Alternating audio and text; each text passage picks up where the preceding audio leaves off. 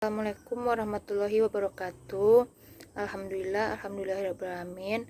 Mari kita panjatkan puji dan syukur kepada Allah Subhanahu wa taala yang telah melimpahkan rahmat dan karunia-Nya kepada kita semua. Baiklah, saya Rahmadila Nuriza, MPM 18073 akan menyampaikan materi tentang penulisan pesan-pesan persuasif. Pengertian pesan persuasif.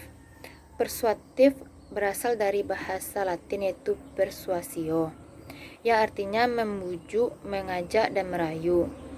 Selanjutnya, penulisan pesan persuasif adalah usaha untuk mengubah sikap, kepercayaan, pendapat, atau tindakan komunikasi atau persuade, baik secara verbal maupun non-verbal untuk mencapai suatu tujuan. Perubahan yang terjadi bukan karena suatu tipuan atau tekanan, tetapi karena persetujuan dan kebebasan dalam membuat pilihan. Selanjutnya, tujuan persuasif yaitu satu tujuan utamanya. Tujuan utama yaitu meminta komunikan melakukan sesuatu, menyediakan informasi yang cukup agar komunikan tahu apa yang harus dilakukan, menanggapi keberatan yang mungkin menunda suatu tindakan penting yang harus dilakukan, meminta komunikan beraksi positif atas suatu permintaan. Selanjutnya, tujuan sekunder.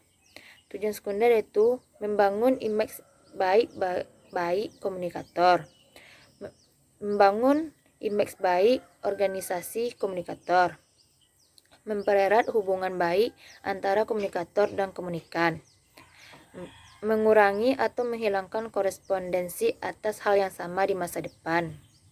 Selanjutnya, strategi pesan persuasif. Ada 4 strategi pesan persuasif yang efektif. Boyve and Thiel 2007. 1. Membuat kerangka argumen.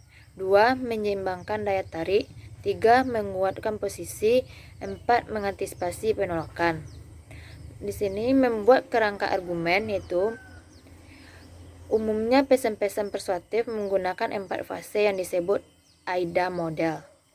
1. Attention atau perhatian. Pada bagian awal diuraikan ide pokok yang dapat menarik perhatian agar mau mendengar. 2. Interest atau minat. Hubungkan pesan-pesan yang disampaikan dengan manfaat spesifik yang dapat dinikmati audiens sehingga dapat menimbulkan minat. 3. Desire atau keinginan.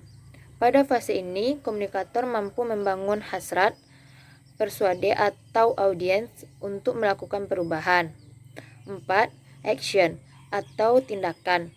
Bagian akhir pesan yang digunakan untuk audiens melakukan tindakan seperti diinginkan komunikator.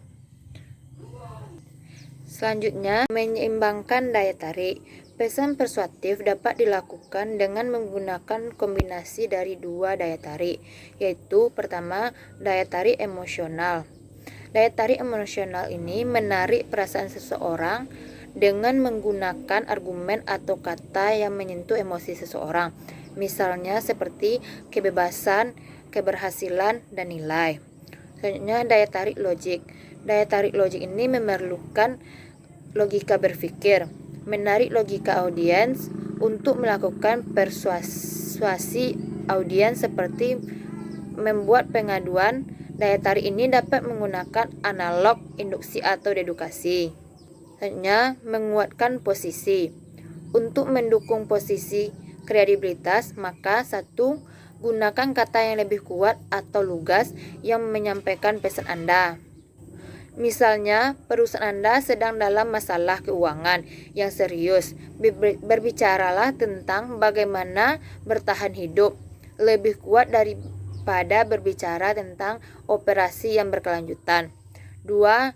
Jelaskan manfaat langsung dan tidak langsung jika permohonan Anda dipenuhi. Selanjutnya, mengantisipasi penolakan.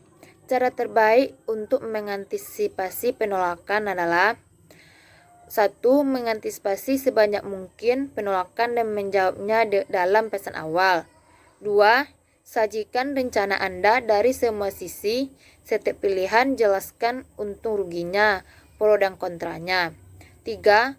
Ungkapkan kelemahan ide Anda. Kemudian cari solusi dengan meminta audiens untuk menyumbangkan buah pikirnya. Selanjutnya, kesalahan umum dalam menulis pesan persuasif. 1.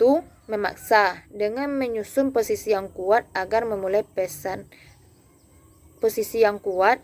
memulai pesan persuasif. 2.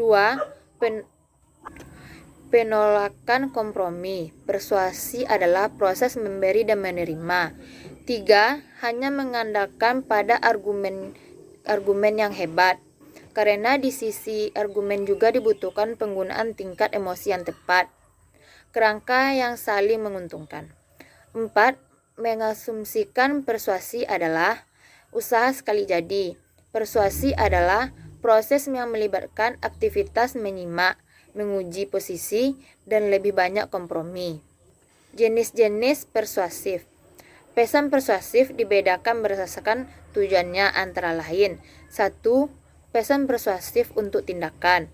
2. Pesan persuasif untuk klaim dan penyesuaian. 3. Pesan persuasif untuk permohonan bantuan dana. 4. Pesan persuasif untuk dana penjualan. Pesan persuasif untuk tindakan.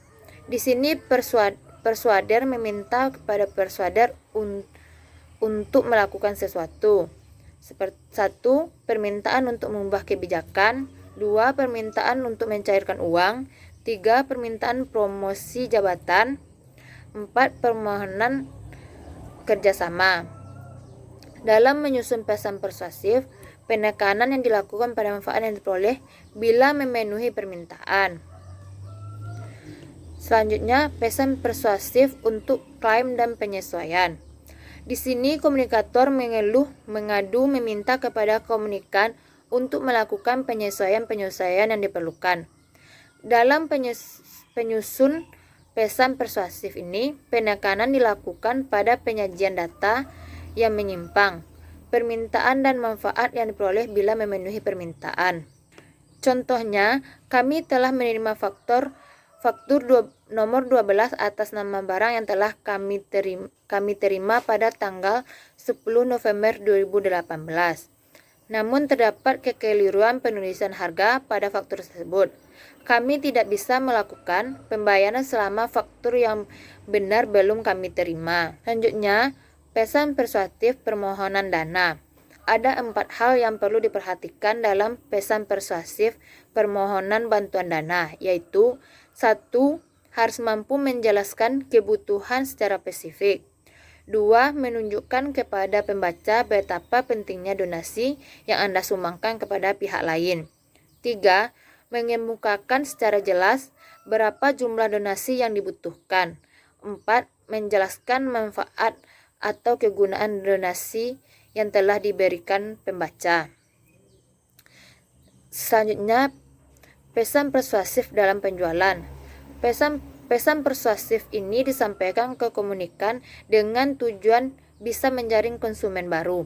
Mengingat pelanggan, pesan diorganisirkan dengan penekanan alasan kenapa suatu produk layak untuk menjadi pilihan. Selanjutnya, menerapkan model AIDA pada pesan penjualan.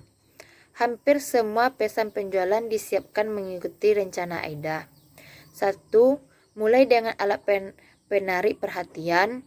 2. Menimbulkan minat dengan menjelaskan berapa fitur unik dari produk atau jasa. 3. Meningkatkan keinginan dengan menyoroti manfaat yang paling menarik bagi audiens. 4. Ditutup dengan menyarankan tindakan yang Anda inginkan agar dilakukan audiens. Selanjutnya, menarik perhatian. Ada beberapa contoh alat untuk menarik perhatian. 1. Janji penghematan. 2. Solusi masalah. 3. Berita asli. 4. Testimoni. Selanjutnya, membangun minat. Untuk membangun minat yang telah diciptakan dari bagian awal, sebaiknya juga menawarkan dukungan atau janji yang mungkin dibuat seperti: 1. Menggunakan analog untuk menjelaskan bobot produk. 2. Manfaat lain dari produk. 3. Menekankan harga jual secara mencolok di bagian akhir paragraf. Selanjutnya, meningkatkan keinginan. Tambahkan detail dan manfaat audiens untuk meningkatkan keinginan atas produk atau jasa tersebut. Selanjutnya, gunakan bahasa yang kuat dan penuh warna tanpa berlebih-lebihan. Selanjutnya, seluruh pesan harus dijaga tetap fokus pada audiens, bukan pada perusahaan atau produk Anda.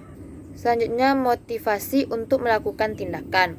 Setelah membangun minat yang cukup dan menumpuk keinginan pembaca atas tawaran Anda, langkah selanjutnya adalah meminta audiens melakukan tindakan. Contohnya, segera menghubungi dan segera memesan, memberikan diskon dengan cara tertentu, meningkatkan persediaan terbatas. Baiklah, sekian yang dapat saya sampaikan. Mohon maaf atas salah dan janggalnya. Assalamualaikum warahmatullahi wabarakatuh.